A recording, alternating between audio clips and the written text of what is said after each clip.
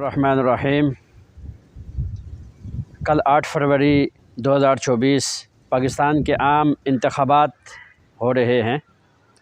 میں اس موقع پر پاکستانی عوام سے پرزور اپیل کرتا ہوں کہ وقت ہے خوب سوچ سمجھ کر اپنا ووٹ کاسٹ کریں، پھر اس کے بعد 5 سال تک آپ روتے رہیں گے۔